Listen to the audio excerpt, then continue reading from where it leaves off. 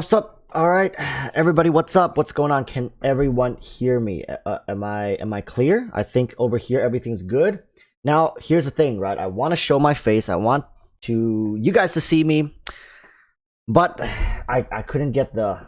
You guys see this? You guys see the black screen? This is what happens when I go to my my normal camera. So yeah, we're kind of stuck without a face cam today. So we're gonna switch back to this scene. I'm still trying to figure it out. New PC, guys.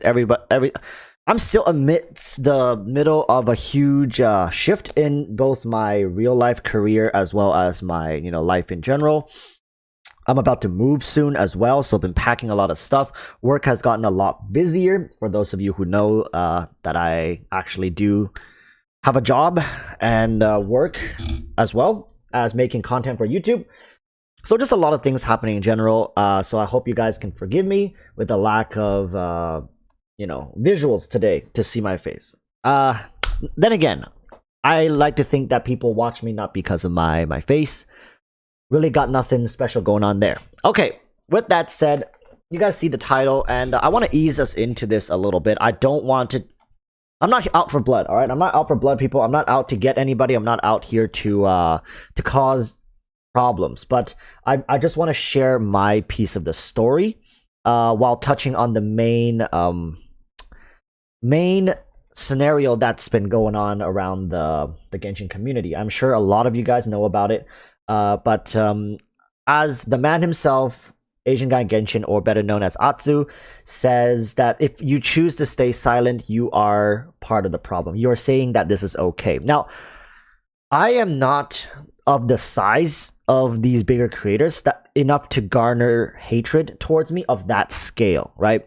Although I have gotten a lot of heat in the past just for things I've said in the game, like making tier lists, talking about characters. Of course, when you say certain things, you have to face the repercussions of either A, being wrong, and people are going to call you out for it, or B, you're simply copium, and people are also going to call you out for it. And C, you may be on the right track, however, there are people who simply just disagree with you. And let me tell you, when people disagree with you, things can get pretty heated, all right? Things get pretty heated really fast, and I think this is essentially what happened as well with the recent issue, is that when two people disagree,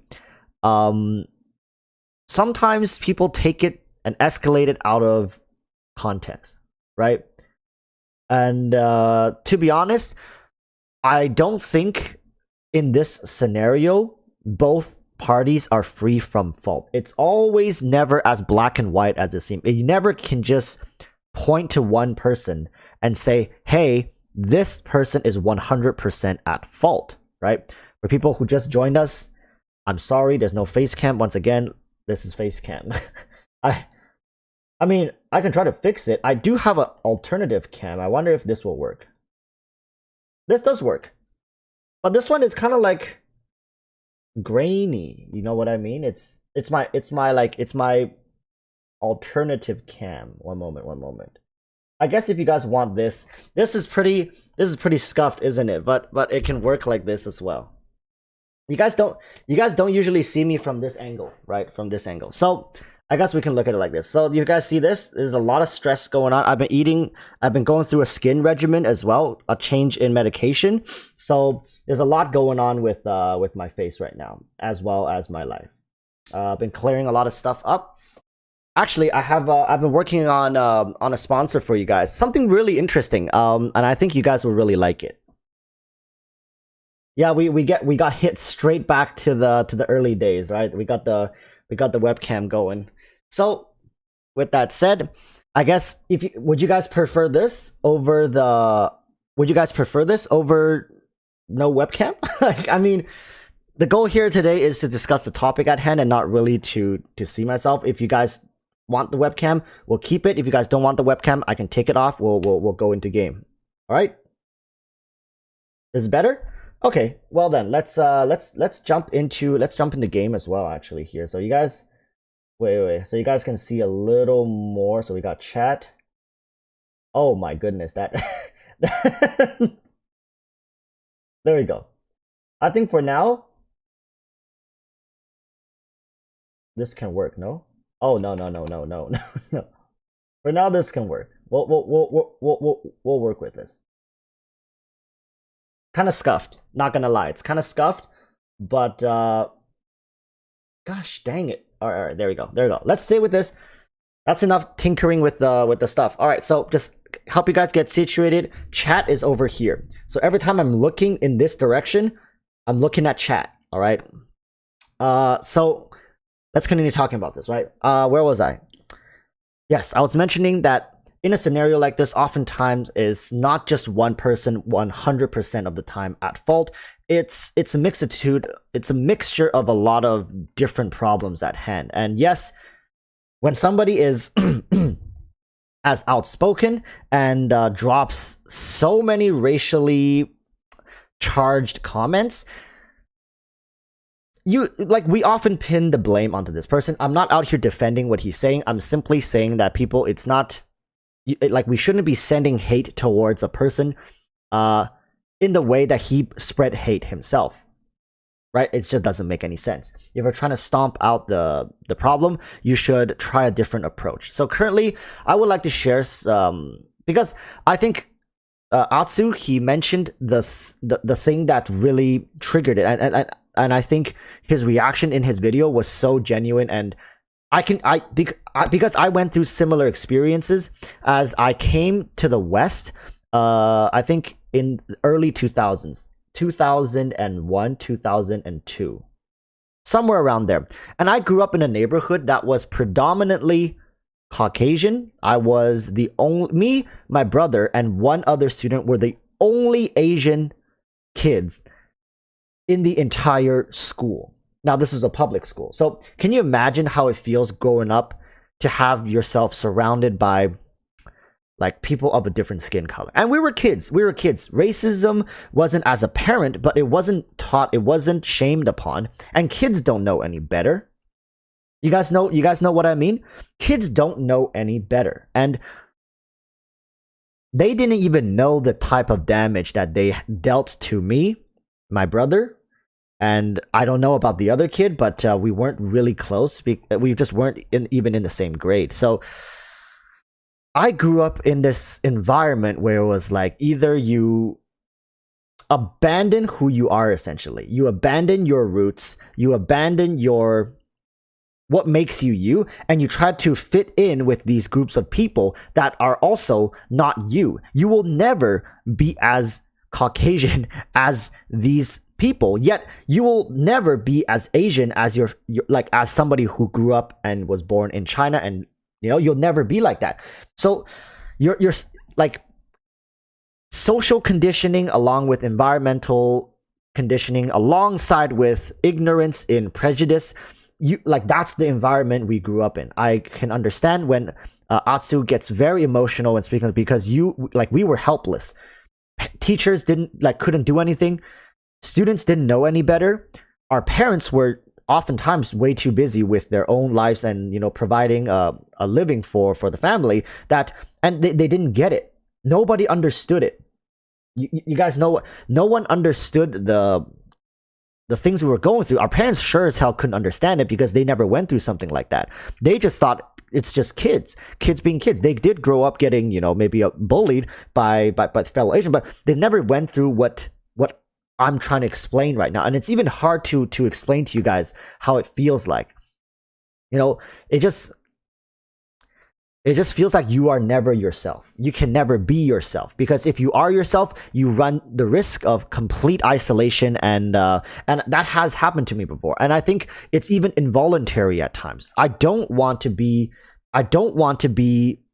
someone I don't want to be. Yet at the same time, if I don't become somebody that I want to be, meaning faking an identity for myself just to escape solitude, just to escape loneliness and the risk of getting severely bullied as well, because we oftentimes get, like, humans as a group, like we're pack animals, right? And when you see someone that doesn't fit in, both skin color wise, both cultural wise, and like interest, whatever, of course you're going to alienate that person, and oftentimes you'll pick on that person to set an example for others. And in every group in school, there's an alpha male, there's a group, and if you get targeted by the alpha male, you're done.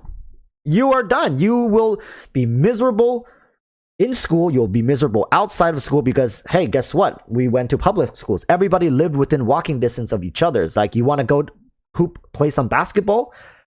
There's a very high chance you're gonna run. You're never safe. So what's the solution here? What do you do? Right? In order to grow and live a semi-normal life, I had to abandon my roots and try to fit in with these people who I didn't really feel like I was a part of. And this is why I can understand it gets very difficult talking about this, because till this day, if I go and talk to my parents, they still don't believe it. They don't. They don't think it was an issue. They don't think it was a problem. And they sure as hell don't think, it's a big deal. You guys know what I mean? They don't think it's a big deal. And it gets my blood boiling just talking about it, because it got to the point where I transferred schools. I went through elementary school and I transferred schools to middle school. And there was this other Asian kid. And I remember this very clearly, that in order to set an example, he basically led the group into bullying me, into picking on me, so he himself could not be a target for the alpha male. So he took it upon himself to bully one of his own kind to save his own skin. You know, you guys know how messed up that is? It was like I was a week into school and basically getting picked on every single day, getting made fun of for the way I looked, the way I dressed, the way I presented myself. And the worst part is, it was a Christian school. It was supposed to be a school following the teachings of God, but I have never seen a darker side of humanity than when I was in school. So when we talk about issues like this, right? When we talk about racism and stuff like that, it's oftentimes not what you guys think.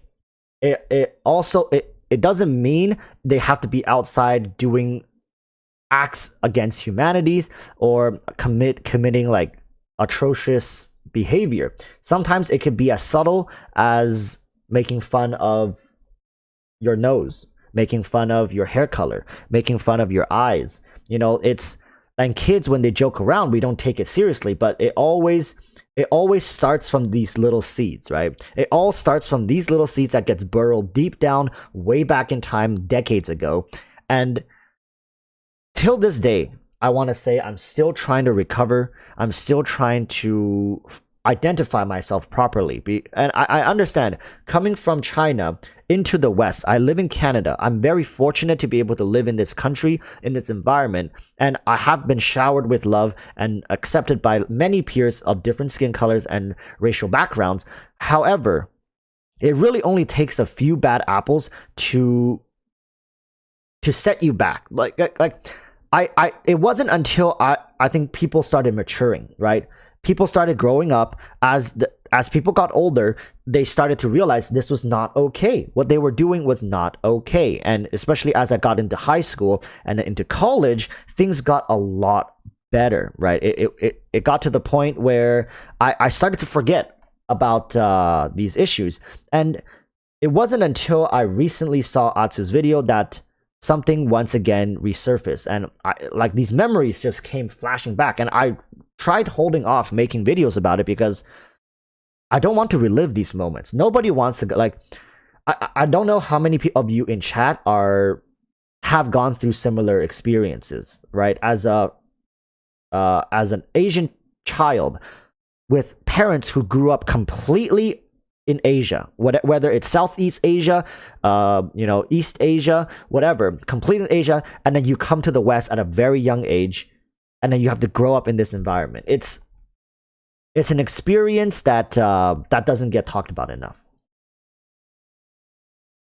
It's an issue that doesn't get talked about enough because we're very busy with systematic racism of oppression, right? Such a movement such as Black Lives Matter, that is the first thing people think of when about racism. Touching on even more sensitive subject, which is the history of of African Americans. it's so difficult, and I think in recent times, it's a lot of people are speaking out. People like myself who grew up in the West. However, we have deep roots back to China just one generations ago, and oftentimes we still have to travel to China just to see relatives and stuff like that, right? So I'm trying to do my part here. I'm trying to speak up and let you guys know that racism exists in forms that are nearly invisible. You really have to look for this type of racism, and this is the hardest type of racism to fight, because oftentimes we are conditioned to even we're conditioned to think a lot of these things are okay. Oh, it's a joke, right? Oh, it's so common. People in the media still say it. Like I'm not going as far as saying like something as simple as like hiya. Is that racism? Is that racist? It really depends. You say that to someone really sensitive, they can get really ticked off by it. You say it to me, I wouldn't really care. You know what I mean? Right? And this whole thing about Korean, Chinese, Japanese all look the same.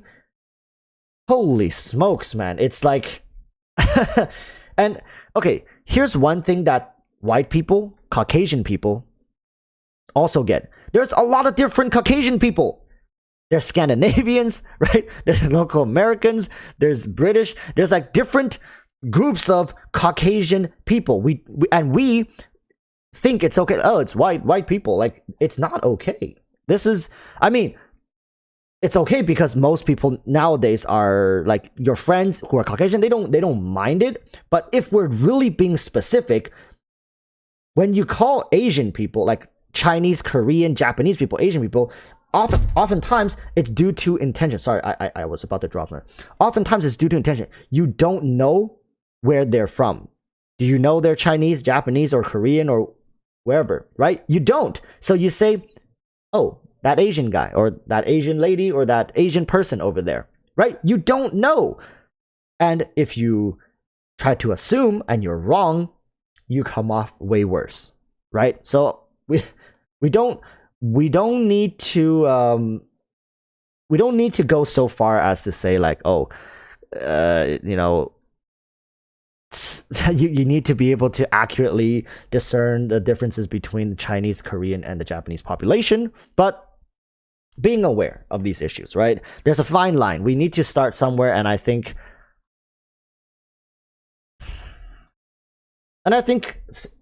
understanding and accepting the fact that this is an issue.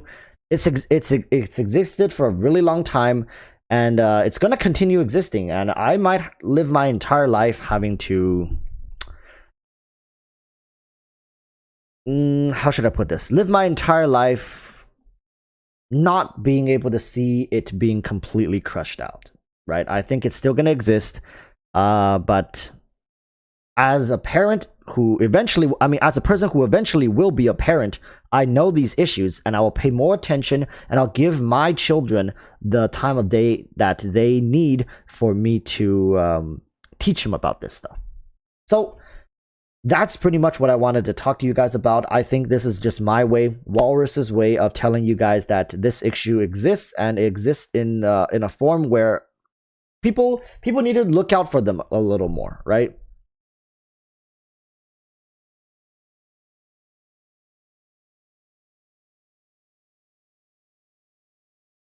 So for people who just joined us, I want to talk to you. We're just talking about the recent drama and talking about racism, not just in Genshin Impact, but just in our society as a whole. I think all sorts of different types of people play Genshin Impact. It's not that Genshin Impact is a bad place or something that's bad that makes people a worst version of themselves.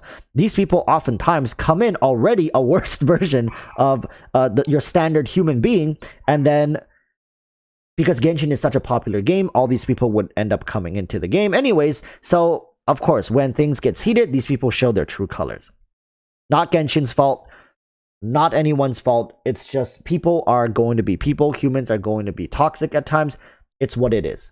When you see it, call it out. When people are being bombarded, reach out a helping hand and defend them if you see fit. I think positivity is the best way to spread the message here. All right.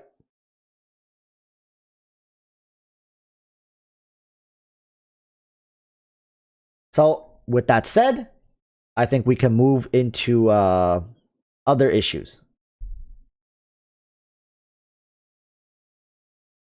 Dan is asking, how would you like people to treat you, Walrus, and how would you like to treat others? I mean, I think it's everyone's dream to find a group of people that like it doesn't matter size, right? You can have 500,000 people supporting you, or you can just have two really close friends supporting you. What I want is for people to treat me as their equals. I want people to treat me with. I want to be able to earn people's respect and trust through. Personally, I feel like authenticity. And sometimes, I have to withhold certain things. If I'm about to say something that's that potentially is offensive, it's best to just don't say it. But I think I've garnered an audience that respects what I say. That most of you guys listen to what I have to say because I've built a reputation of authenticity, right? So going forward, I wish people would continue to treat me with what's that word? Continue to challenge my opinions in a way where it's constructive, not respect. You do not demand respect, people. Respect is something that is earned. Demanded respect never lasts. It always turns into bitterness. It turns into a negative emotion. You cannot demand respect. You earn respect. So I do not demand people. I don't want people to respect me. I hope they do. I hope I've earned your respect. But I just want people to continue to be able to challenge my opinions and hold me to a standard, to a quality of true authenticity from my perspective. You guys know what I'm saying? That's how I want people to treat me. I don't want to get babied. I don't want to have an echo chamber of what I'm saying, because I think true friends, a lot of my best friends, I've had huge arguments with them, but we always come out of it better because I like to surround myself with people who not only can challenge my ignorance at times, call me out when I'm wrong. And I'd love to have open discussions with people about these issues. Doesn't mean I always have to be right, and doesn't mean they are always right, but just being able to sit down and be civilized and talk about these issues without making it offensive or making it personal. Stay on the topic. That's how I want people to treat me. It's a long-winded way of saying I just want people to talk to. I just want genuine people to talk to, and I think this breed of people is really rare nowadays. Things have gotten very artificial. It's not a bad thing. People just don't want to waste a lot of their time online talking about this stuff when they are constantly surrounded by these issues in their daily lives. And when they get home, they get online. They just want to wind down, relax, see something that makes them laugh, see something that makes them, that helps them relax and forget about all the other stuff, the stress, right? That's what entertainment's all about. So sometimes I try to have my content revolve around entertainment, just having fun, right? Doesn't always have to be serious talks like this, but I think this for me is it's an opportunity where I do think I am qualified and have something to put forth into this discussion for us to be having this talk right now. So with that said, we can move on to some other stuff. What do you guys want to talk about? I mean, since you guys are here, if there's anything, actually I can read a little bit about what you guys are saying here, because I haven't really been able to read chat.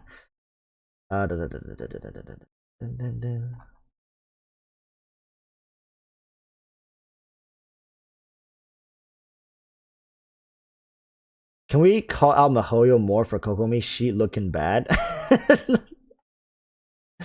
I don't know. Anemo? Okay, we can talk about Kokomi. Yeah, let's do that. Alright, so For Kokomi, I haven't really seen her kit. I haven't really seen her. I mean, all I know is the things we get from the what do you call that? The live stream. So I don't know how Kokomi is gonna behave, but according to what the live stream is saying, she's really not like her role in the game is currently not necessary. She really needs to lean more towards someone like Xingqiu as opposed to somebody like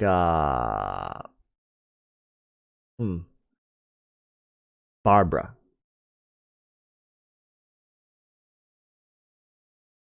So it's a big problem. I don't know. Is Mihoyo slowly making changes to the meta? Because listen, people, listen. This isn't the first time Mihoyo has released content that later on they will cater more towards. If you guys remember, way back in the very beginning of the game, it was healing was pretty prevalent because shielders just weren't that good. Back then, way back, healers were like everything. A lot of people really enjoyed their Chi-Chis, really enjoyed having Barbara's Jeans on their teams, but as we got into the Zhongli era, shielding became better. And shielders were released before the meta ever came around. You guys know what I mean? It wasn't like suddenly shielders came and then the meta changed. No, shielders were released first. Then after a couple patches, people started catching on. There were some changes made to the Geo Resonance, and Zhongli got reworked, and everything just changed. Shielders became the popular.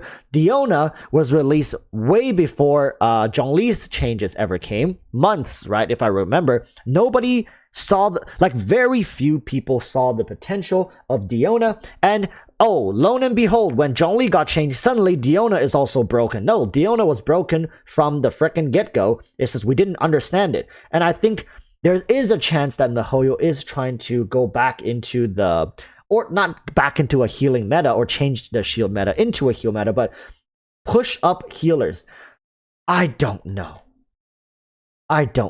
Is it possible for Mihoyo to add future mechanics such as healers can now heal shields? What? Nani? Get this. What if I would not even be surprised if in the future there is a mechanic or there are characters that can heal shields. Oh, your shield's kind of almost broken. Let me refresh that shield, including its CD as well as its duration. Hey, let me tell you guys right now, Mihoyo has many tricks up their sleeves, alright? Mihoyo have many tricks up their sleeves. Never count them out. If they are designing characters, if they are pushing the meta in this direction, look at the recent characters. We have Raiden Shogun, Sarah, leaning so heavily towards electro-based reactions, along with Yoimiya, which now is 3 new characters in a row who has all been pushed away from the current consensus of what meta even is, and we're going in a direction now with Kokomi, who not only does not like show us glimpses of recent powerhouse teams such as Xingqiu Hutao teams, or Freeze teams, or Melt Ganyu teams, but going into healing, this can't be a coincidence, right? Am I crazy to think that Mihoyo is trying to build a new meta, or Mihoyo is trying to carve out a piece of the meta and in reserve for currently non-meta playstyles, healers, electro reactions, or whatnot? I don't think Mihoyo's doing it by accident. I think if they're pushing it in this direction, they know they have to do something to make people want these characters, right? Mihoyo didn't become a billion-dollar company by getting lucky.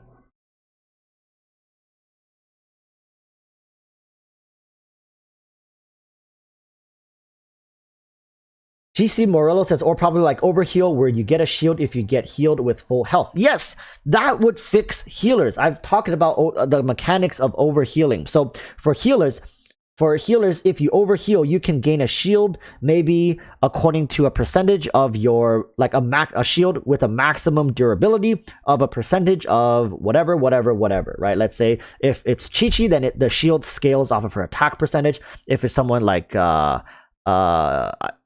what is Barbara? Barbara scales off of HP, right? If it's Barbara, then you would get a shield that scales off of her max HP, right? So it's not impossible for Mihoyo to design this, and this would immediately resolve a lot of the issues with healing characters. They will become very viable units. However, one can say that this mechanic would make a lot of healers quite broken, right? Because why would you really need Diona when you can just use someone like Chi-Chi?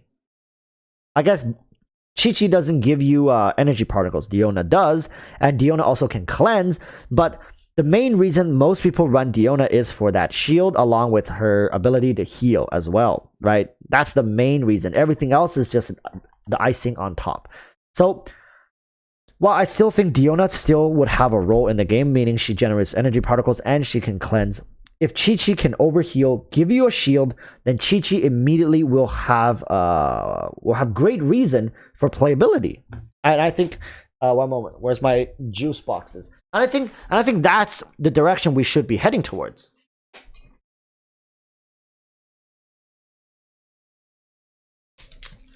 People can't be sitting here telling me that healers are in a good spot when Chi-Chi sees no playtime.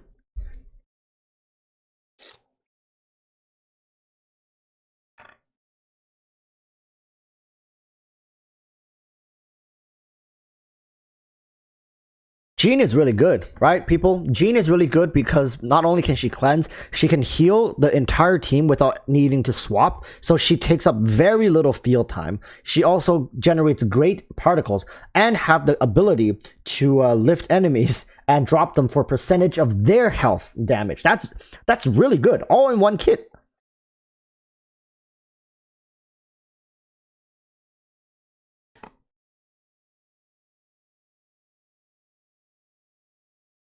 Lelouch Lamperouge is saying, who's more trash between Keqing and Yoimiya? Listen, alright, neither of these characters are trash tier, but if we're talking about who is less useful in the current meta, I would say Keqing is less useful. Yoimiya, especially paired with Fischl, paired with Raiden, if you have her, Yoimiya can be a real powerhouse. Like, a lot of people don't know how strong Yoimiya actually is. She's pretty strong.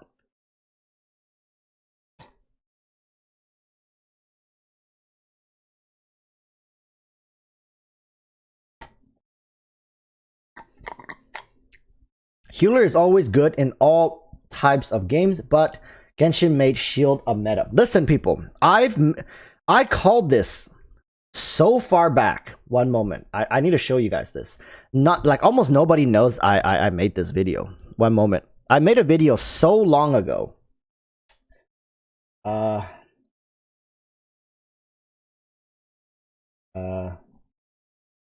Okay, you guys don't need to see my face. I made a video so long ago. Where is it? So long ago. It was for a meme video, but no, it was way before. It was called like Geo Gang. How many people remember that? Like, I don't know. I don't even know if anybody in this chat right now even watched me way back then. I know a couple people did. Where is that video? Somewhere around here. Oh, here. Oh shoot. Yep, this video has 582 views. Yo, that's some top views right there. Rake in that cash. Wow, look at that. 1, 2, 3, 4, 5, 6, 7, 8 comment video. Woo! Woo! So I don't even need you guys to watch it. Genshin Impact, which is better, shield or heal? Join the battle now. And if you see the thumbnail, Geo Gang right here, you guys know my answer. And this was released on November 13th, 2020. You know,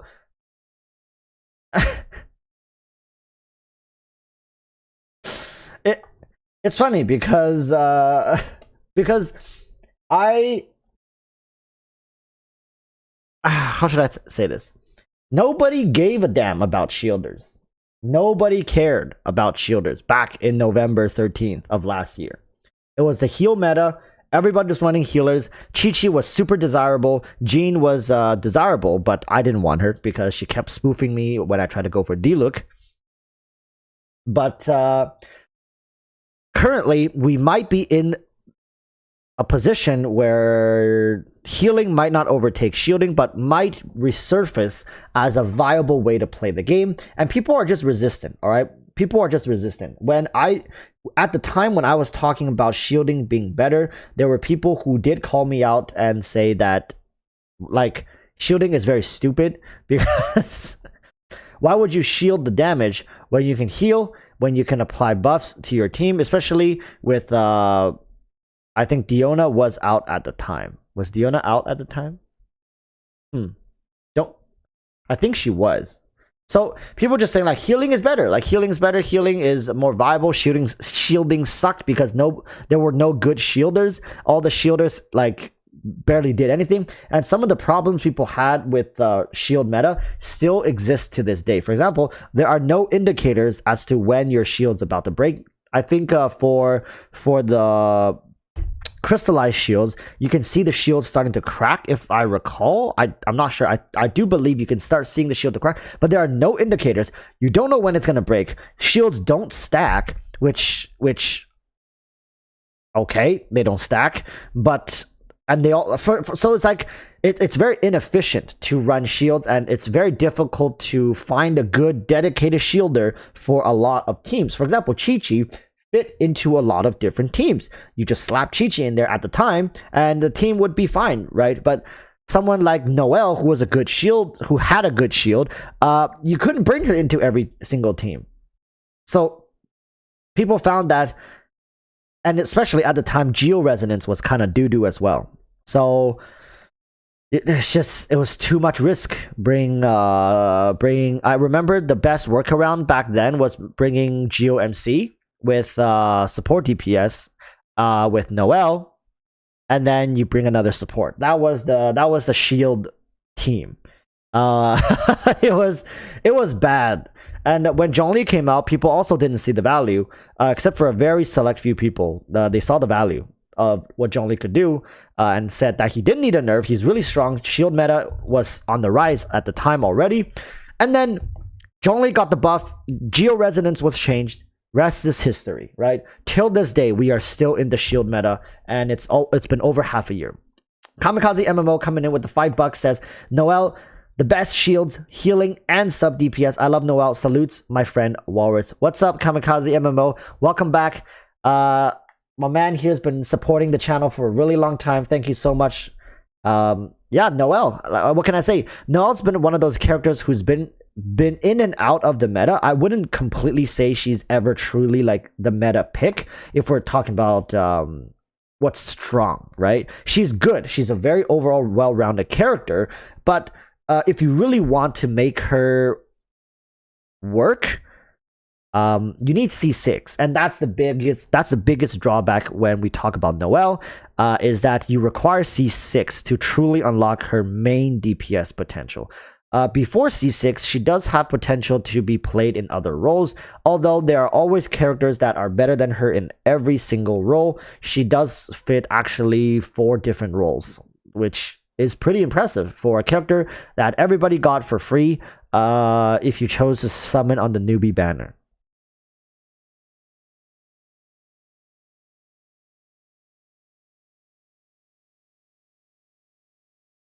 The Canadian guy says Zhongli pre-buff wasn't good for a 5-star. Zhongli pre-buff wasn't dominant. Zhongli pre-buff was okay. He was decent. He suffered from a lot of issues, such as his shield was lackluster, but it got the job done. His main DPS potential was pretty much non-existent. He was pretty much only used as a burst support with some shielding and crystallized. That's pretty much it. And Geo Resonance was pretty bad. I think fixing Geo Resonance and then fixing Zhongli really sent him overboard. I think Zhongli right now is the most cracked character in the entire game. He can even be nerfed, I would say, quite a bit, and he would still be one of the top characters in the game, right? You can, if you reduced his shield's duration, I think right now it's what, 15, 16 seconds? Let me check. It's pretty long. How long does his shield last? Oh, that was his CD. His shield duration is 20 seconds. Jeez. Does that increase with his skill? No. So duration is always 20 seconds. So yeah, I say bumping this down to 15 seconds, bumping some of the scaling down a little bit, he would still be one of the best characters in the game, right? His shield is so broken, it makes the game pretty much you don't need to play the game. You just tank the game. You tank through everything, and I mean, it's great for testing. Like when you want to test a character's damage, slap a Zhongli shield on, and the character won't die. A level 1 character can beat a level 90 Tartaglia with Zhongli's shield. Now, it's true. We might be laughing about it. It's like, it's true. That's how broken this guy's shield is. And Zhongli really is like at the front and center when it comes to the entire shield meta. You take Zhongli away from the game, shield meta wouldn't be half as good as what it is now. Zhongli is literally carrying the entire meta by himself. Anyone disagreeing with that? Anybody disagreeing with the fact that Zhongli is carrying like 90% of the shield meta? It's like, take him away, shield meta is gone. So I'm waiting for a character in the healing compartment to be able to provide a response. Think about it like this. If it's a rap battle, the shielders have been rapping a verse for 6+ months, and the healers are just standing there looking like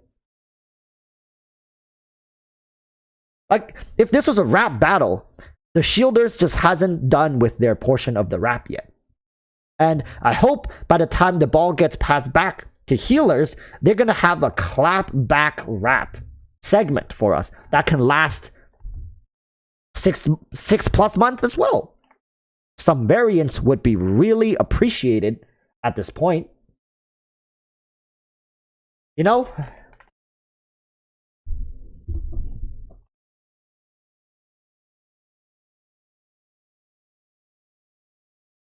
Zhongli avoided me on his rerun, so Diona is for me. I mean, Diona is a solid character too, don't get me wrong. Like Diona, if you guys watched my video earlier today, when I talk about the top 8 4-star characters, why top 8 is because Abyss needs 8 units. So I just gave 8 4-star units that are really, really good.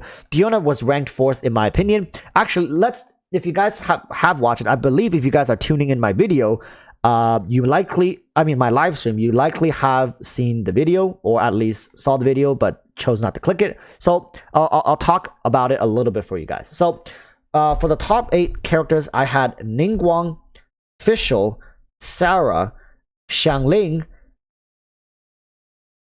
Diona, Sucrose, Xingqiu, Bennett. Correct me if I'm wrong, but I believe that those were my top 8 characters, right? So Diona came in at number 4th. She's the 4th best 4-star character in my opinion for a reason. First and foremost, shielding is pretty much irreplaceable in a lot of different team comps, and it's great. It's great. It actually inadvertently provides damage, more DPS, because you are not getting hit like by monsters. You're able to stand your ground, you're able to deal your damage, and that in of itself is gaining DPS for you. If you just suddenly get by monsters, that's time you are spent flying in the air, rolling on the ground, and not doing damage. A lot of people don't understand that how shielders provide a value to a team is not just because you don't take damage, you also don't get interrupted. Do you know how important attack strings are in Genshin Impact when it comes to dealing damage? So if you guys don't know this, for example, let's look at Hu Tao. I think she should be a good example. If you look, see, 1, 2, 3, 4, 5, 6, right? Let's say you want to do a 4 or 5 hit combo and you get interrupted at the third hit. you're missing good damage. Like you're missing, let's say 10-12% this time string, 10-12% next time string. You just spend your time flailing around in the air. That's like at the end of your entire run, that could be like 30-40% damage you've been losing out on because you've been just getting interrupted every time you want to use the ability. You know what I mean? So that's why anti-interruption abilities such as Razor's Burst skill, I believe, increases your resistance.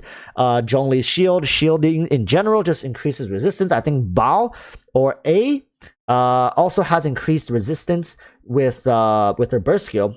All this stuff adds to the DPS. That's why Diona is so valuable as a 4-star unit, being able to provide such a consistent shield to prevent not only damage, but interruption as well.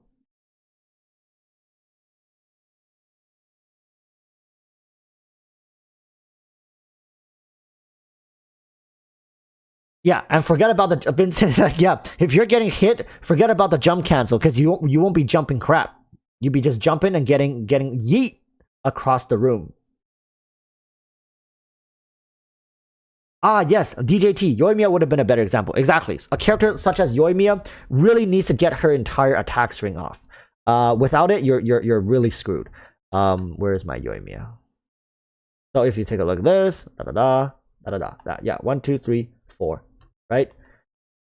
This is no-brainers for a lot of veteran players, but a lot of newer players don't understand the importance of finishing your attack string, especially for characters who do 1, 2, 3 charge attack. Kaching is also a really good one. Usually I do 1, 2, 1, 2, like 4 hit and into charge attack, meaning you have to get all 4 hits. So look at Kaching.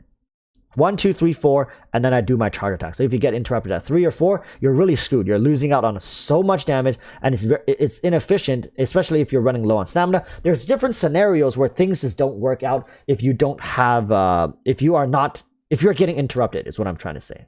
Okay.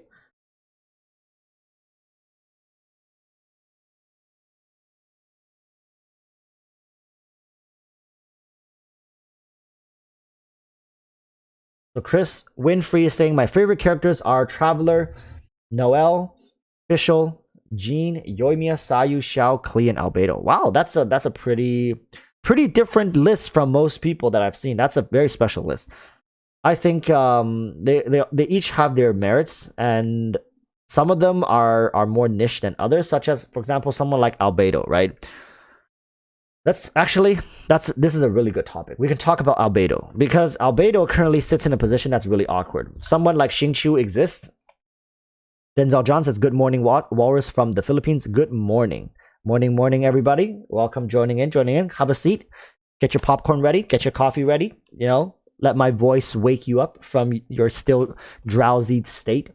We're talking about Albedo. We're talking about meta, and we're talking about Albedo. So Albedo sits in a really awkward spot because while he provides good support DPS potentials, he doesn't have good reactions. Crystallize, till this day, is a very lackluster reaction. Because if you run Albedo, you should realistically be running 2 Geos on your team. So oftentimes the second Geo that's really good is Zhongli. But another really solid character to run with Albedo is Ningguang. Ningguang main DPS, Albedo support DPS. It just works really, really well. Then you can run someone like, you don't really need more damage per se, but consistency in proc and crystallize is also good. Someone like, so you can run a double cryo support, allowing Ningguang herself to run a more crit damage heavy offense pieces in her artifacts and weapon. So a team like that could be Ningguang main DPS, Albedo support DPS, Diona healer, see Diona again, and Ganyu in the support position just for like off-field presence. Or you can run Diona in, and if you run double cryo, you're able to run more crit damage build for Ningguang, which is boosts her damage even more. And finally, if you don't want to run a double cryo, you can run Bennett just for the flat attack boost, followed by Xiangling if you want that pyro. Like usually double Geo runs with other double resonance comps. So Pyro, Cryo are the top contenders. Pyro is definitely more offensive focused, whereas Cryo is more utility focused, right? So Albedo has the problem of not being able to utilize some of the powerful offensive reactions, and Double Geo just isn't some things people default to nowadays. If you're looking to clear end game content, it's a safe choice, but it's not the most offensive focus. And during a meta right now where all the content in the game is gated behind time clears, hey, people are going to be going for those vaporize and melt teams, freeze teams as well. L. John Peggy says, I have C0 Raiden. Is it worth getting the Engulfing Lightning? I already have the C5 the catch. If you have C5 the catch, I really save the money, man. I really save the money. Raiden is a great character with R5 the catch. If you're not going to go for C2, I don't see the point in getting her weapon. I hope this makes sense. And I'm not telling you to go C2. All right, don't go C2.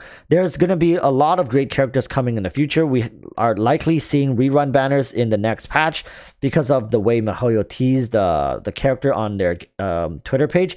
I think Toma was teased, and that was it. No other characters were teased, just Toma by himself. So it's safe to say that going forward into the next patch, we might be looking at reruns, and the most possible likely rerun candidates are all really freaking good. Listen, we have Albedo, we have Ganyu, we have Zhao, we have Hu Tao, right? These are all top tier units.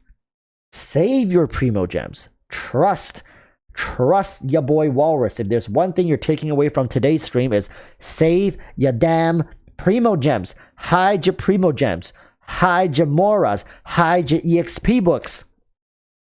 Because reruns are coming, baby. And some of these characters, hey. Hu Tao or Xiao? Oh, okay. Binch is asking me a question. Hu Tao or Xiao? So I've answered this question previously. If we're talking about C0, completely C0, I do think Zhao wins out C0, right? Zhao does win out, but if you can get them to Constellation 1, immediately Hu Tao wins. Immediately. C0 Zhao wins, C1 Hu Tao wins. And going forward, I think if you can get to C6, Zhao wins. C6 Hu Tao does not hold the candle to C6 Zhao. C6 Zhao is a different freaking character. It's not even the same damn character anymore, all right? That's my answer to that. If you're going for C0, Zhao is the way to go. He just does so much AoE damage. He can do single target, he can do AoE. You need to build a team around him. It's very difficult to build a proper team around a C0 Zhao, but if you can make it work, trust me, you can run triple Anemo just to make sure he gets his energy back as soon as possible. Jean is likely the best you can run with him. If you don't have Jean, Bennett will be the next best. Because Zhao just works so well. I mean, who doesn't work well with Bennett, right? Who doesn't work well with Bennett, right? If you have Venti, works great. Kazuha works superb. One of the best pair duos. Kazuha Zhao is going to be chef's kiss. And then followed by that, Sucrose also works, generate a lot of energy particles, sacrificial fragments, along with Viridescent. Really, really powerful as well. So just letting you guys know, these rerun banners are going to be some of the most insane characters we have seen to date. Hu Tao, Ganyu, Zhao. Albedo is probably like the worst out of these four. And hey, not throwing shade at Albedo, but when you're getting compared with the Li Yue big three, hey, it's okay to take a back seat. All right, it's okay to take a back seat. So, like I said before, get your Primo Gems ready. Stop spending, right? If you can hold off and don't summon for Kokomi, if you're a meta-based player, stop summoning right now. Because with the way things are shaping up, patch 2.3 might be the very anticipated rerun patch we've been waiting for. Are we going to get triple banners in patch 2.3? Because we're also getting Aloy for PC players, right? Bench asking, do we need a shielder with Zhao? Shielder with Zhao is preferred. It's not a must. It's not like oh, if you don't run a shielder, you can't play Zhao, but it's very much preferred because during his burst skill, you can't switch out. If you switch out his burst skill, he's gone. His burst is gone. So you want to stay on the field. So at the same time, you don't want to get interrupted. And if you take a lot of damage or too much damage, you straight up will just die, right? So having a shielder in the team usually works. So but at the same time, if you don't have enough energy recharge, if you don't have good enough artifact substats, like with some energy recharge, it's going to take forever for you to charge back Zhao's burst skill. It just takes too long.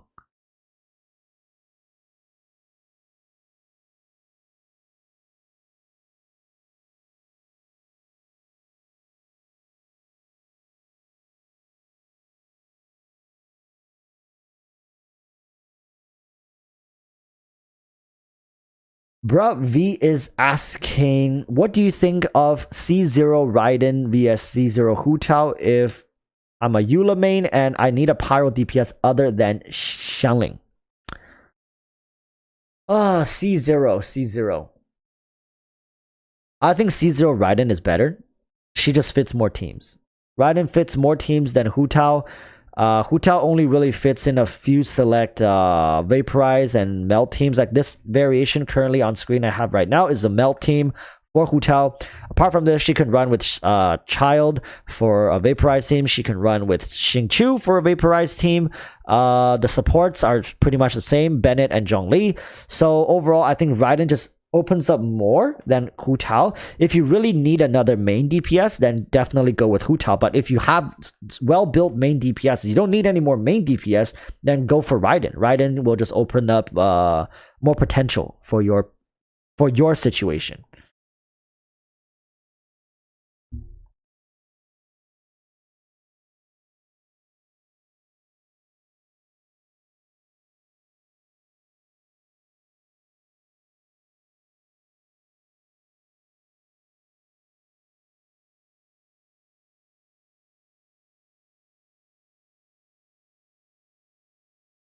Hmm.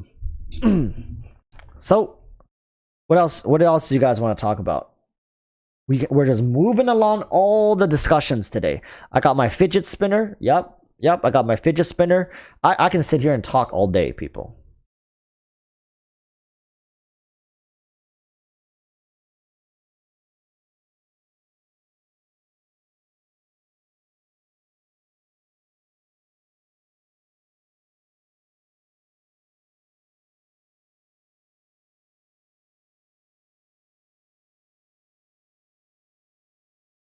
C0 Ganyu or C0 Hu Tao? Ganyu all the way. If we're talking C0, I'm struggling to find anyone in the entire game that beats Ganyu.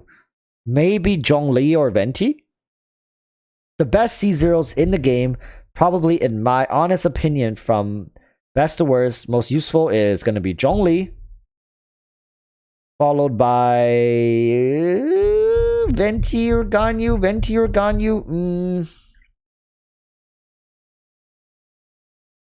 Venti. Alright, I'm going to give it to Venti. Ganyu is the third best C0 in the entire game. Hands down.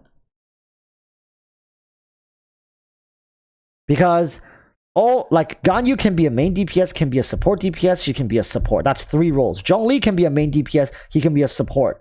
Zhongli cannot be a support DPS, but he can fit 2 roles, but the 2 roles he fits is just too freaking good. Followed by that, Venti, C0, he can be a support DPS, he can be a support. Hard to make Venti your main DPS, but the fact that he can facilitate so many combos and synergies and just amplitudes of damage makes it broken. Completely broken. Kazuha is probably the 4th. Kazuha, then maybe Xiao. C0 characters are pretty solid. These are pretty solid C0 characters. You're gonna see a lot of good C0 characters for Anemo characters because a lot of the time Anemo doesn't really rely too much on reactions and conditions. Usually their constellations are utility focused, not so much damage focused, just utility, right? So yeah, what can I say? If you guys are looking for some solid C0 characters, these would be it. 5 stars.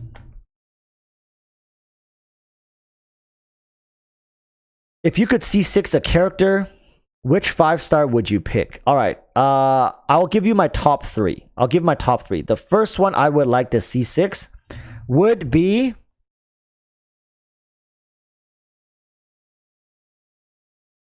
Ganyu. C6 Ganyu with her elemental skill and charge attack is so satisfying. Such a satisfying way to play the game. She turns into this quick swap. Like, she becomes one of my least favorite characters, play style wise, to the best character possible, play style wise, because she's so fast paced. She turns into a quick swap character, and it does so much damage. Followed by that, I would like C6 Zhao. C6 Zhao is like I keep saying, it's not the same damn character. C6 Zhao, it's not the same character as C1, C2, C4, C5. Followed by that, most likely Zhongli. C6 Zhongli. C6 Zhongli will make it so I don't really need to run healers anymore. I won't need healers anymore. But then again, it's hard to take Bennett away from my team, because Bennett, while C6 Zhongli, I don't need a healer. I run Bennett not because I need healing. I run Bennett because he buffs the rest of my team's damage.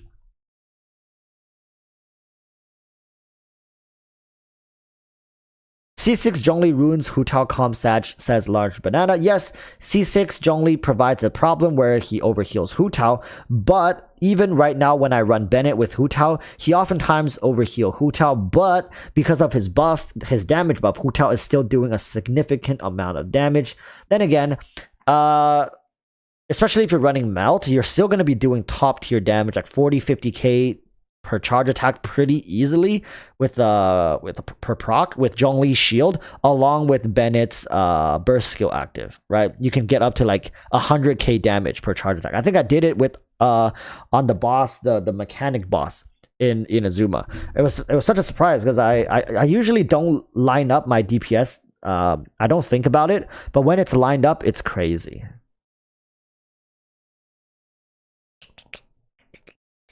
Best C6 4-star, I would one of the best C6 4-star would be not Shelling.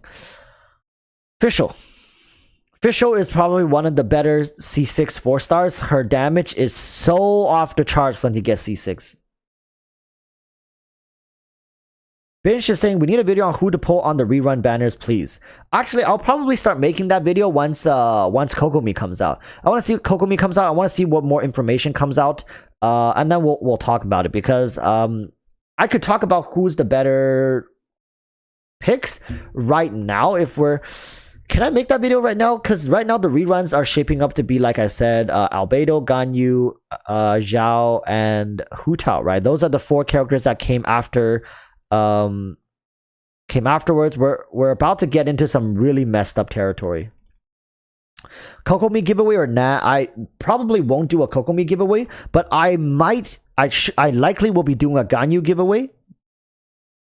We'll see.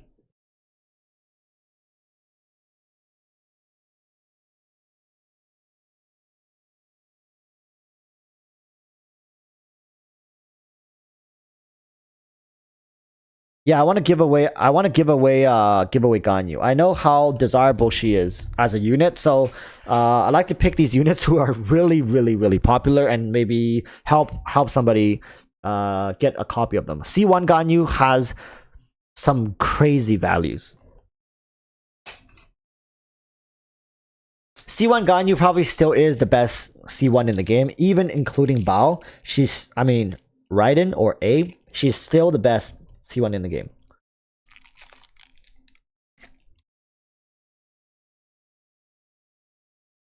When is Ganyu rerun? We don't know yet.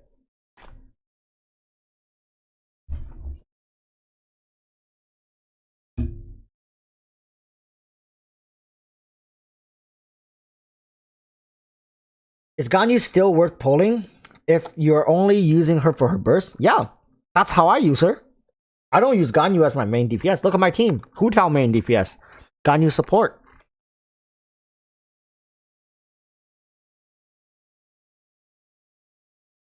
Naveed Khan is saying, Yo, Oris, people are saying there's going to be a child rerun. Your thoughts? We just had a child rerun. Did we not? Child was rerun with Rosaria. He's already been out twice. There's no way they're gonna give another child rerun before Hu Tao and Ganyu? I sure hope not.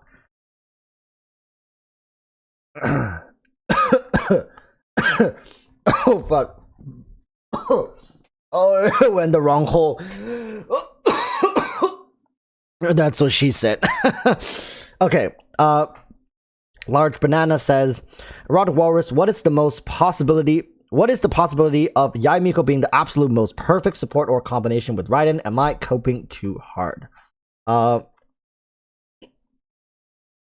I think Yai Miko, because Raiden doesn't do enough damage right now, right? So Raiden is not going to be your main DPS. If you also throw in Yai Miko, then Yai has to be a main DPS. Yai would have to be your main DPS if you want Raiden to work well with her, to buff her up and buff her burst as well as regenning her burst skill.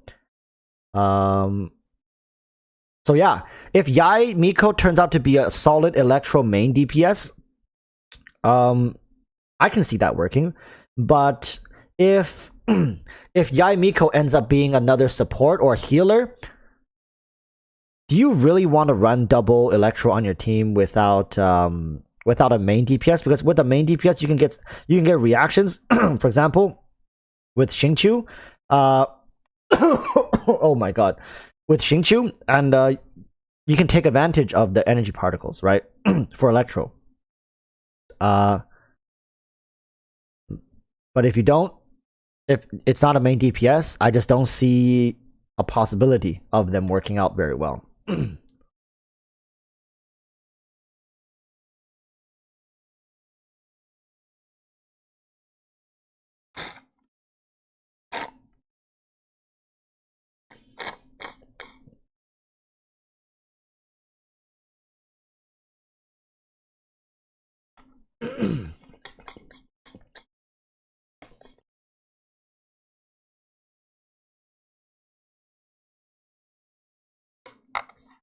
Suncake is asking, would you pick a team with Ganyu support or a team with Albedo plus Zhongli support? So if Albedo and Zhongli are coming together, I would pick Ganyu support. I'll still run her. Like, I mean, look at my team right now. I'm running Ganyu support DPS with Zhongli, right?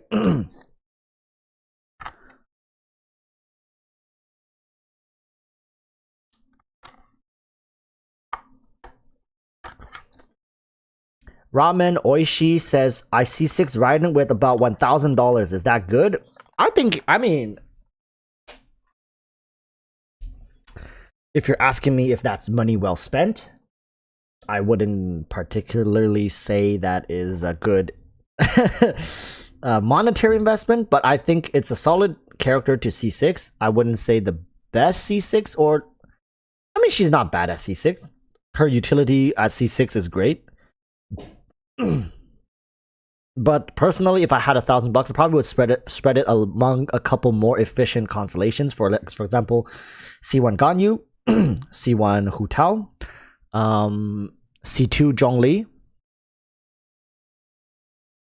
C2 or C3 Raiden. So something like that. I think C6 characters are pretty overkill. It's much better to get a few really high value constellations for some other characters if you're talking about in-game value. But hey, don't let me dishearten you. Congrats on the C6. Congrats on the C6. I think any character C6 is a lot of fun. And sometimes you just want to go in and demolish things, right? It's fine. Any thoughts on C3 Raiden? Too broken, right? Too much power hidden behind constellations. I don't think it's cool. The Gaz is asking, what juice were you drinking? Oh,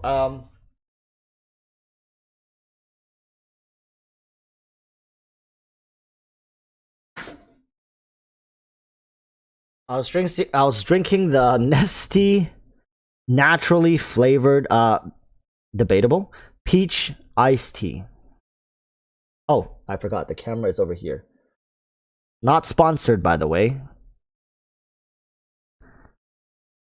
Not sponsored, by the way. Looks like this. I mean, it's all right. It's something. It gives enough sugar. Actually, how much sugar is in here? It's not that sweet. Never mind. There's 10 grams of sugar. Or two. There's 10 grams of sugar in here. Okay. Never mind. But it gives me enough sugar. It keeps me awake, keeps me alert, and keeps my brain flowing. That's the most important thing. You guys might not believe it, but streaming, talking like this, and responding to questions, thinking, sifting through memories, it's tiring. One moment.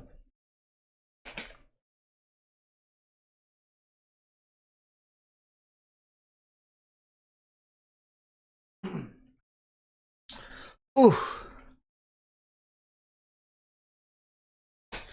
So, I think another topic that we can touch on is the anniversary. Oh, the anniversary. I think a lot of people are are pretty copium. Oh crap. Are pretty copium in that they keep thinking. I mean, it's good to have hope, but let me tell you guys something. When it comes to anniversary rewards, we're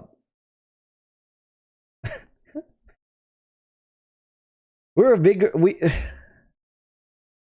I'm reading the comment. That's why I'm choking up. No less Shrine of Rider says, "You are a vigorous walrus." Jeez. Thank you, I guess. Thus, you can handle it with ease. But thank you. But what I wanted to say is for the anniversary rewards, right? I think people watched MTash and people watched a couple other people talking about the anniversary rewards. Potentially, there's more coming, and I I don't know. I don't know how I feel about that. I think it's unlikely that MiHoYo is gonna give us more, especially give us anything as good, especially anything worthwhile or good. They might run some web page event. I'm not even lying to you guys when I say this. I wouldn't be surprised if MiHoYo ran a couple web page events with some sign-ins, with some photos, like, oh, share your Genshin 1 year celebration photos and we'll pick the best photos to win a prize. Like, it's like some people, I can't imagine some people saying like, oh wow, we're getting a free 5 stars. We're getting free 5 stars from the standard banner of our choice. That's copium. That's pure copium right there. It's more realistic to say MiHoYo's probably gonna do like a special thank you. They might send something to everyone's mail, says Genshin 1 year anniversary. Thank you for playing the game for 1 year. Blah blah blah blah blah. Here's a little token of our blah blah blah la la la. Like, here's 20 freaking purple EXP books. Here's like 40 freaking weapon enhancement materials. That's it. Like, I wouldn't think they would go above and beyond.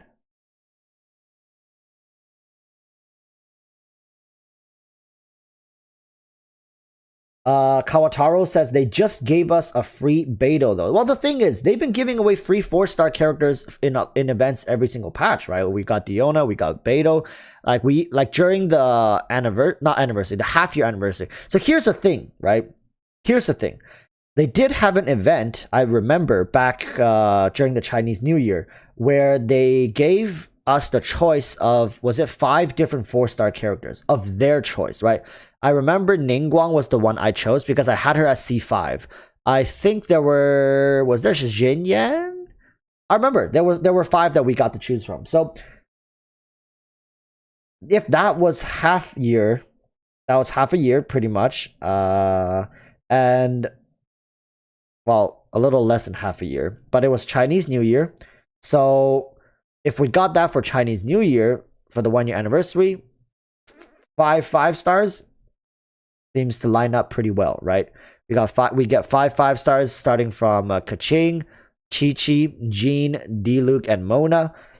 Just makes sense. It does make sense that they would do it, but yeah. Realistically, I don't think it's gonna happen. But if we want to go down the rabbit hole and theory craft why it could happen, another reason would be Mihoyo's probably not making much money from their standard banners anyways, and they know that nobody's dumb enough to waste, a lot of money on the standard banner. Everybody knows that. So when we're summoning for the event banners, we don't get to choose anyway. So when we lose our 50/50s, we still get these standard characters. It doesn't matter. So they wouldn't lose as much money, but at the same time, they would make the community very happy. So if we're running down the train of thought on why Mihoyo likely will give us free 5 stars for the anniversary, that would be one of the biggest contributors for this conspiracy. So yeah, there's another thing saying we're getting free character in Aloy, but I don't know. I really don't know. I'm willing to not get my hopes up and get surprised by Mihoyo, pleasantly surprised, rather than getting my hopes up and getting crushed by Mihoyo. Jan's Orbit is asking, we can't get any cons with Aloy. How does this system work? So, when it comes to Aloy, I don't know, because on the webpage on Mihoyo's Twitter, they did show her constellation. They're like, they didn't show her constellation, but they did say she does have a constellation and it has a name. So with that, it makes me, I keep dropping my fidget spinner. Where was I? We're talking about Aloy. So, but as long as that area of her kit exists, we can hope. But I don't know how Mihoyo is going to incorporate her. How Mihoyo is going to incorporate her constellations. How are you going to be able to get it? Is there going to be an event?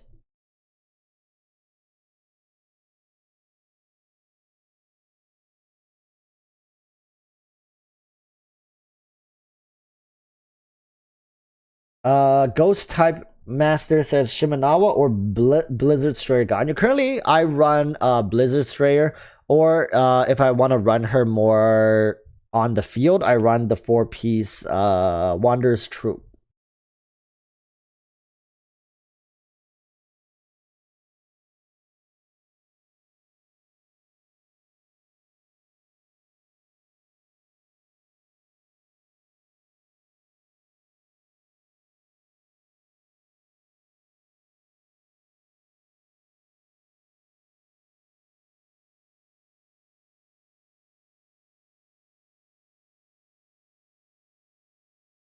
Is Kaching, Sara, Bennett, Jean good team? Well, it's a decent team, but you're double stacking on healers. I would prefer to change Jean to somebody with a lot more reactions with Electro, because remember, you're running double Electro means you resonance, right? You're running the Electro resonance, which means you need to have a lot of Electro reactions to take advantage of the resonance. So something like if you already have Bennett, you can try Xiangling, but then that would give you way too much. Xiangling will give you way too much overload. You might end up chasing enemies a lot. So maybe throw Jean, but then again, Bennett is such a good character to pair with Electro as well. I mean, Xiangling can work if you run for big one-shot hits. You're gonna be spamming your burst skills anyways, so someone like Kaching can make really good use of her burst skill if you have double pyro. So yeah, I guess Xiangling would take out Jean and put in Xiangling. You'll have a really solid team. I would say a better version. More damage potential. Account review when? I might start up account reviews in for the rerun patch, because there's going to be a lot of downtime. People are going to have a lot of questions with these characters optimizations, and I'll try to help people figure things out.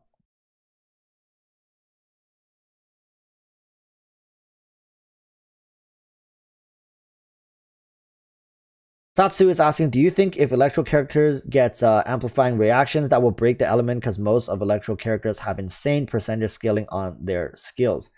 No, I don't think so. All right, here's why.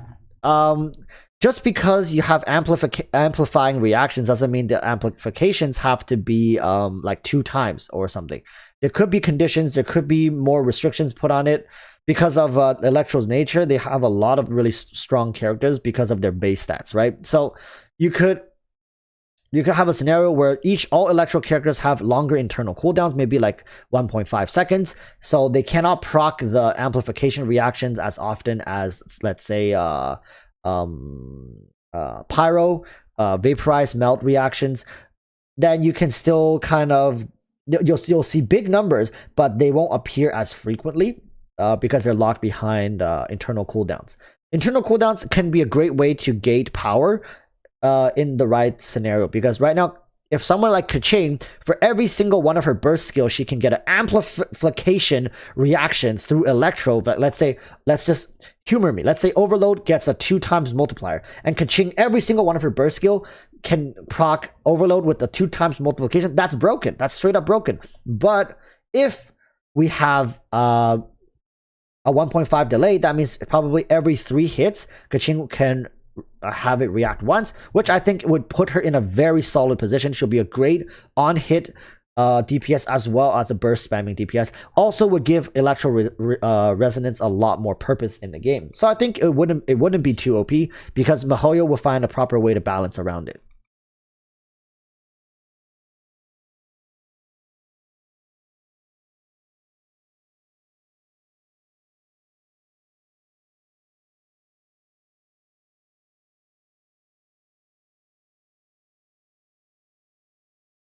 So Kachin can do 1 reaction per ult. I wouldn't say 1, because that would still be pretty lackluster. I would say probably 3. So 1, the first hit, middle hit, and at the last, you'll get a 3rd hit. Right? Something like that. 2 or 3. Amir Basley is saying, is it possible to have 2 rerun banners for 2.2? I think it's possible.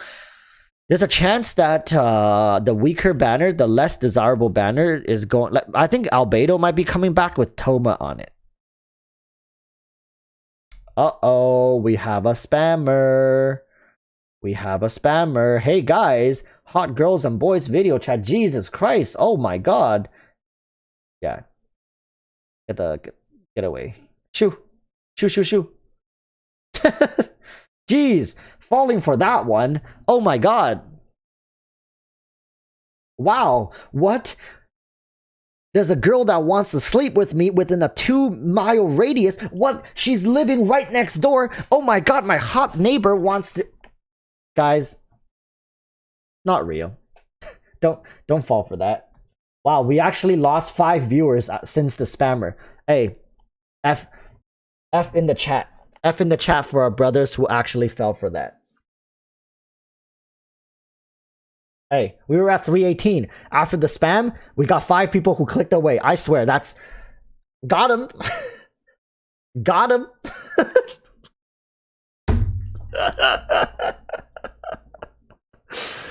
Oh boy.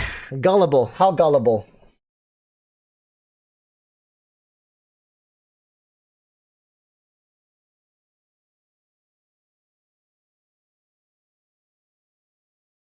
They're back. Four came back. 4 came back like, oh wait, no, this is not it. What the hell? Oh my God. Virus. Subscription member base.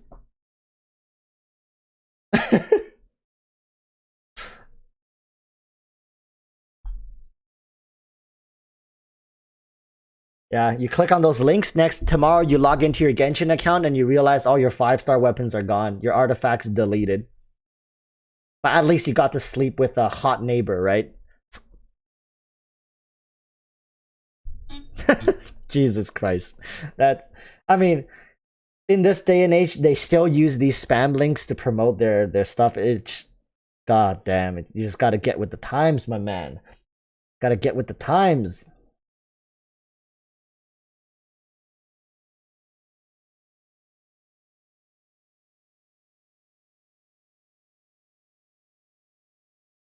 Any Kaching and Sarah free-to-play teams since I have Ayaka, Xingqiu, Diona, Sucrose.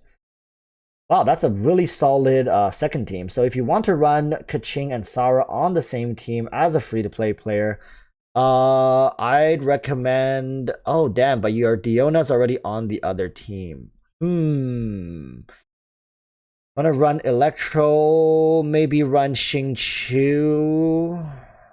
Support DPS. Sara's gonna be your. And you're gonna be ending up running Bennett. You could run Kaching main DPS, Xingqiu support DPS, or Albedo if you have Albedo. Then you run Bennett in the healer and then run Sara as your support. You have a double buff. Pretty strong. If you have Bennett.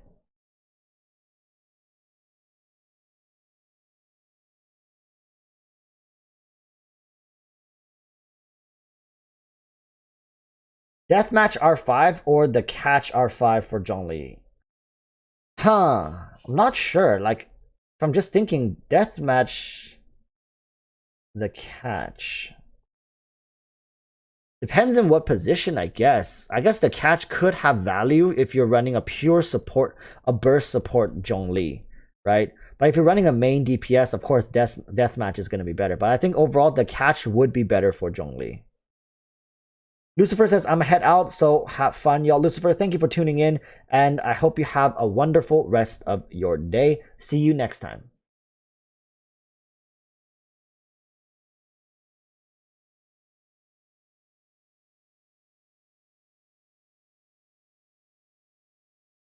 Oh, no copy type music. Better update the video description. It's okay. I copied it from their their description. So I'm just following exactly what they wanted me to write to use their music. So I'm safe. I'm safe.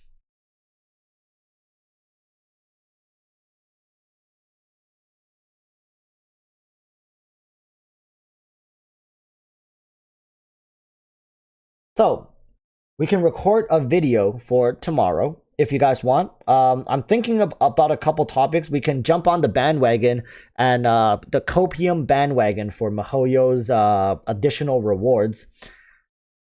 Or we could talk about. I don't want to talk about drama anymore. Okay, so I don't. Drama's not an option. I already gave my input live on stream, so people who want to see it can go back and check it out. But if we're gonna make a video, I want maybe potentially we can talk about Kokomi. We can talk about the potential copium. It's gonna be kind of a meme video, just letting you guys know. If we're talking about the anniversary rewards. If we're okay, listen. If we're gonna talk about the anniversary rewards, I'm gonna go downstairs and get some tinfoil and wrap it around my head. I'm not lying right now. So which one do you guys want? If you guys want to do a copium video, we can do a full-on, full-blown copium video. I can go grab some tinfoil, wrap it around my head as tightly as possible, maybe losing some blood circulation in the process. You guys want that? Talk about Kokomi anniversary rewards is a boring topic. Kokomi? Kokomi? Kokomi? Well, we can also do the tinfoil idea with Kokomi because we can talk about how copium she might be. All right. Cocopium. I'll be right back, chat. Stay put. I'm gonna go grab my tinfoil hat. I'll be right back.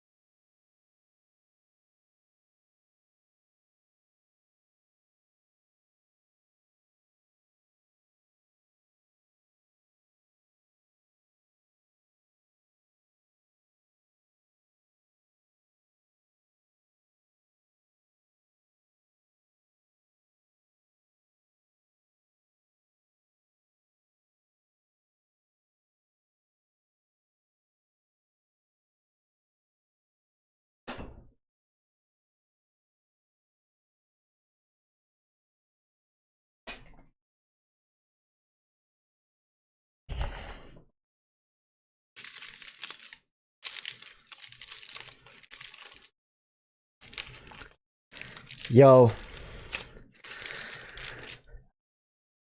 Kokomi is going to be the best 5-star character ever to be released in Genshin Impact. And this is why. Listen, people. If you guys still don't know, Kokomi is the best 5-star character ever. Let's get into the video. I gotta get it on tighter. I need to keep the frickin' radio waves away. Alright, I need to keep the brainwashing radio tower waves away from my brain. I need to keep my brain shielded right now. Let's go. Oh, no. Alright. Let's go. Am I recording? Am I live? Okay, I'm recording. You know what? We need to change the character to Barbara.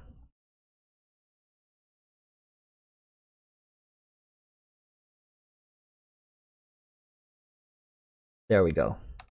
We are now full-blown Cocopium.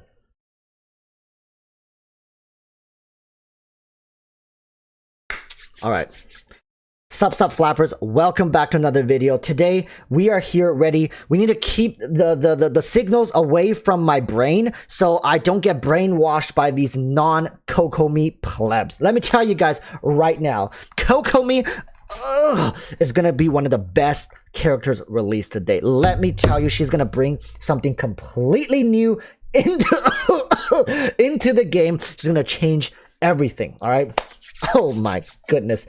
I don't know if it's my hat over here restricting blood flow to my brain, or am I simply about to lose it? But first and foremost, allow me to tell you guys, no, I'm not a pleb, I am not a noob in the game, but my waifu, man, you guys gotta appreciate. Kokomi is going to be providing some sick inputs into the game. First and foremost, all right, I think because Genshin Impact is a game that's been running for around a year, right? So with its ups and downs, one of the few things that people have really touched on is the hydro resonance. Ooh, hydro resonance. Oh, what about it? So hydro resonance currently suffers from a lot of issues, and one of the main issues is a lack of application. And I think that's all going to change with Kokomi. I think Kokomi is going to bring a level of offense into the game like we've never seen before. So now, with that said, what the hell does that even mean?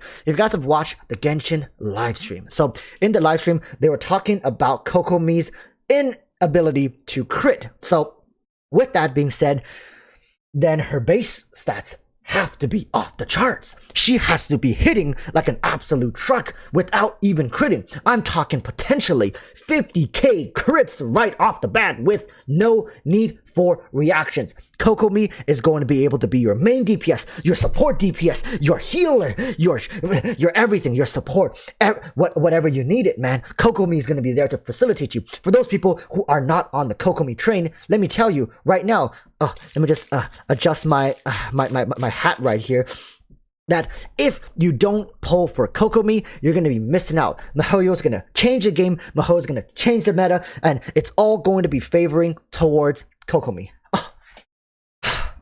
What can I say? I'm just an average player. I have no special preferences towards Kokomi, but if you say something negative about her, I will run to your house and I will bust your knee. Excuse me. I mean, isn't she just adorable?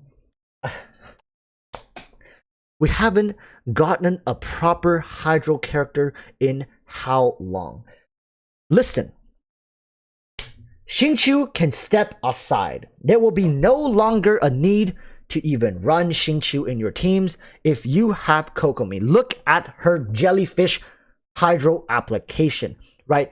Have you guys seen her burst skill animation? Oh my goodness. Oh, I'm feeling a little radio signal from here. Let me just, oh, there we go. Completely blocked out. Not gonna brainwash me.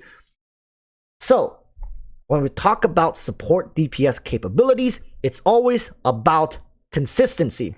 And what's more consistent than a magical water-based jellyfish floating around pulsating? And hey, you can even extend the duration of this jellyfish through Kokomi's burst skill. And trust me when I say this, there is no character with more love put into their design than Kokomi herself, the queen, the one true only, right? Mark my words, she's gonna be hitting harder than your Hu Tao, she's gonna be hitting harder than your Ganyu, and you're all gonna be crying at the end of it when you guys don't pull for her.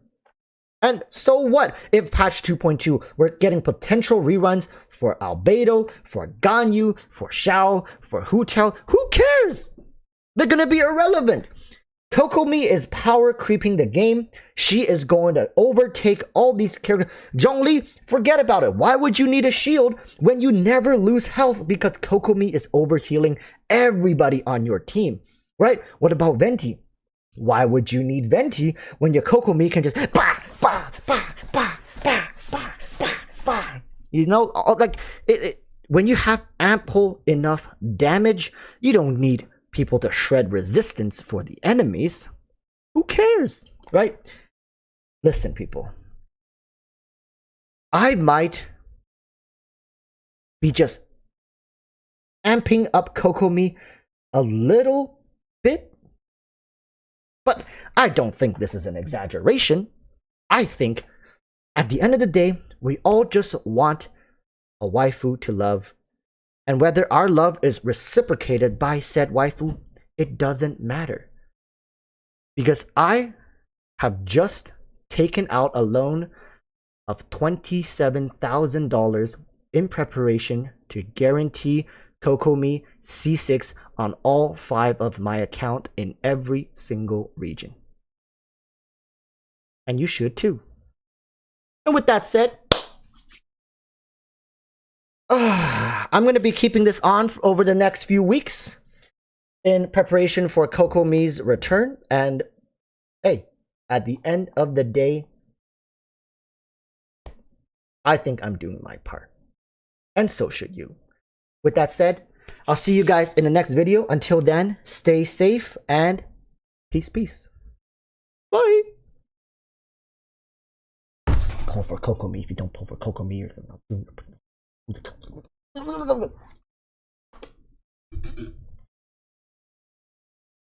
Whew. There we go. Oh, is the MILF back? Is the MILF back to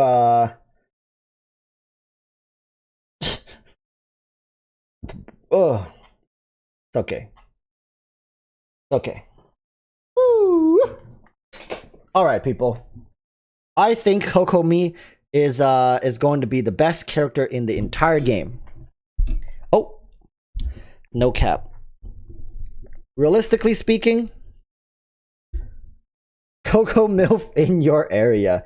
That's right, people. For the low cost of your entire digital security, we will hook you up with one of the MILFs in your area. 100% real, 100% safe. Now, one moment. And let me tell you guys something. I'm not going to be even surprised if people take that video seriously. I'm not. I would be giving too much benefit of the doubt to a lot of the people who are just hating blatantly. I'll be giving way too much benefit of the doubt if I'm saying that at least... Okay, for people who are watching right now, there's going to be a lot of dislikes, I feel like, on this video. Like, right now, I'm willing to say there's probably going to be over 100 dislikes. Probably 200 dislikes on that video. And half of those dislikes are going to be from people who are taking it seriously. Just saying. Just letting you guys know. One moment. I have to upload it first and foremost. to Mr. Editor Kun, because Mr. Editor Kun is our meme master. He's going to take this video and he's going to meme the crap out of it. And hopefully, people are smart enough to get the irony behind these videos. I sure hope so. Because if they don't, I'm about to get a lot of hate. Sometimes deserved.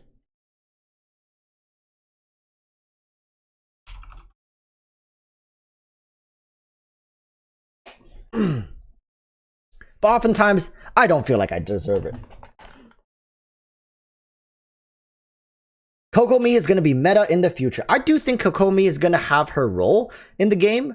Like, I find Kokomi might end up in a position like Albedo. She's going to be really good for her role, but just lacks synergy, right? Maybe a little better than Albedo because she is Hydro, so at the end of the day, you should be able to run some sort of vaporize or freeze teams with her at the very least. But then again, she's not, I don't know how good she's going to be from her off, like as an off-field support.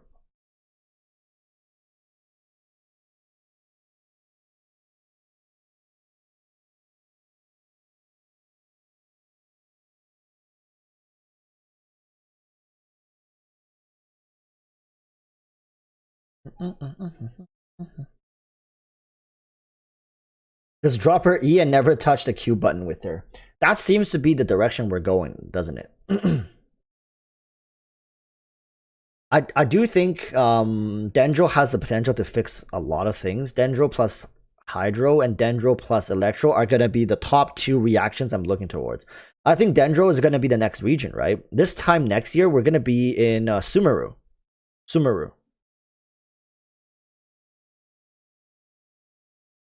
Exciting stuff.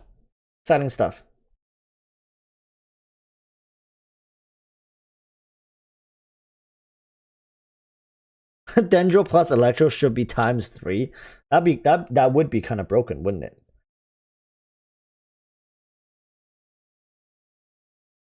Large Banana says, don't say it, next year feels so long. Well, the thing is, I started YouTube November of last year.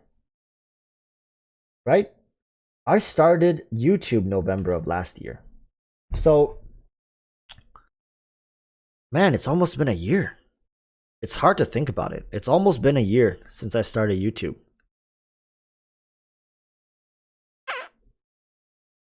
I wonder what my channel would look like this time next year. I really do. I never thought I would be at 35k subscribers in a year. Sometimes my close friends don't even believe it when I tell them I make YouTube video. I was like, when your friends tell you, oh, I make YouTube videos, you usually think like, oh, you know, they get a couple hundred views. It's just a hobby. It's like a personal blog. You oftentimes don't think they have a decent sized following.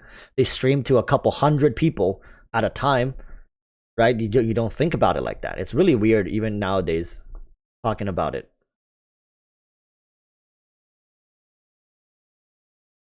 Ashes says, I joined Walrus when Zhongli rerun giveaway happened and I stayed since then. Yeah, I think I've gained dedicated followers and over the time, and I definitely lost a lot of viewers from back in the earlier bits of the years. Usually it's because they quit the game.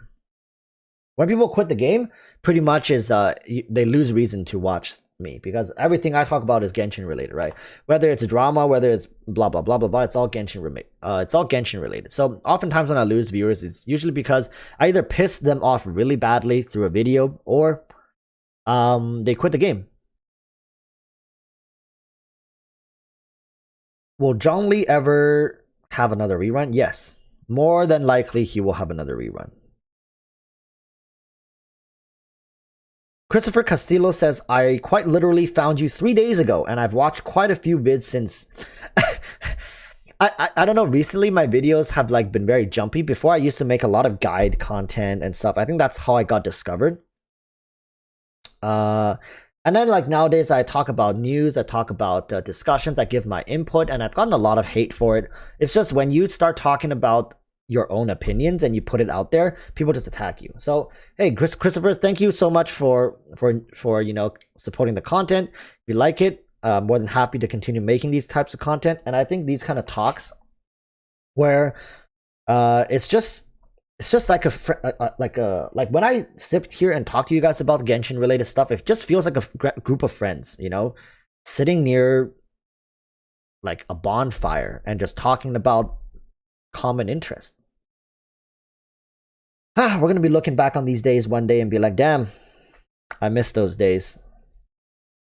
Wonder how long I'm gonna be able to do this for. Don't know, maybe another year, maybe a couple more years, and if I'm fortunate enough, I can actually transfer into this as my full-time job, maybe for a very long time, decades, hopefully, right?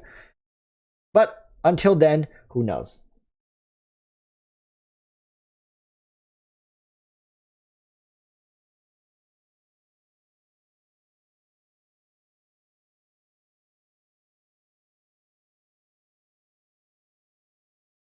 Suncakes is asking, did you ever meet back with that Genshin friend you made? You mean the IRL friend? Yeah, I went to his place for barbecue just Sunday.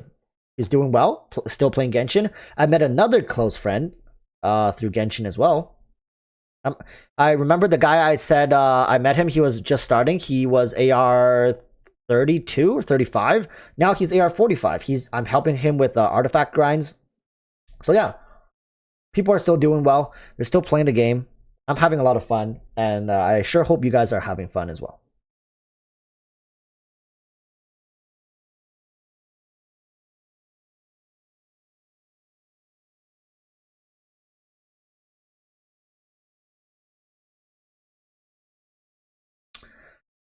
Alternate is saying, can't wait to have at least 4 more years with Walrus. I wish I could have 4 more years with you guys. I wish I could have 10 more years with you guys. I wish we can, I wish I can help, like I can be there when you guys are going through college. I can be there when you guys either graduating high school or going through middle school, and you guys could check in once in a while, even when you're, college graduates, get a girlfriend, get married, have kids, tell your kids about me. I'll try to keep my content as PG friendly as possible. But then having a name like Erotic Walrus, you'd really question your sanity if you show this to your kids. I'd love to see it happen. So, hey, sometimes maybe you can leave the channel for a couple years. You can come back a couple years later and be like, oh, Walrus, I remember this guy. Pop in, say hi, like, hey, Walrus, watched you since 2020, watched you since 2021. Haven't played Genshin in a couple years, but good to see you're still... Hopefully, I'm still doing well.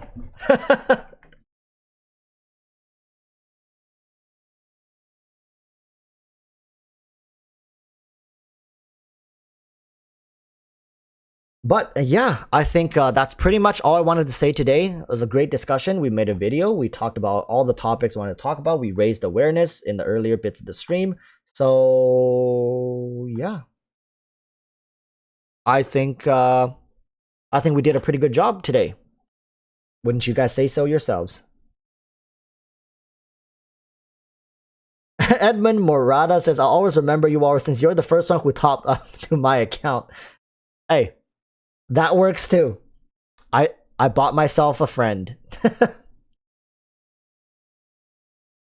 All right, everybody. I hope you guys had a great one. Hope you guys had fun, had some good laughs. Also raised some awareness. I look forward to seeing you guys in future videos, future live streams. Thank you for supporting. If you guys want, you guys could join the channel. There's a join button. You can become channel members. That would be a great way to show support. I'm thinking up in the future, I might start including channel member names at the end of videos, giving more shout outs to them and stuff like that. Last question by a channel member, actually, Jans Orbit, asking, Walrus, how do you balance being a real estate agent and a YouTuber? All right, so here's the thing.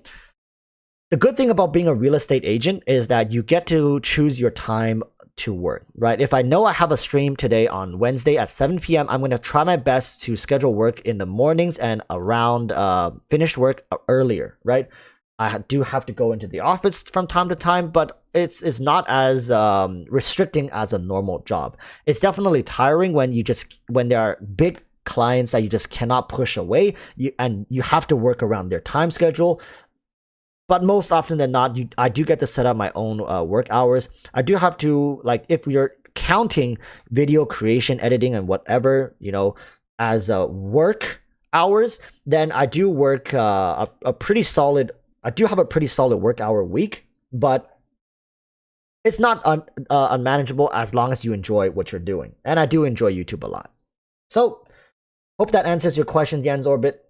And until next time, hope you all stay safe and peace.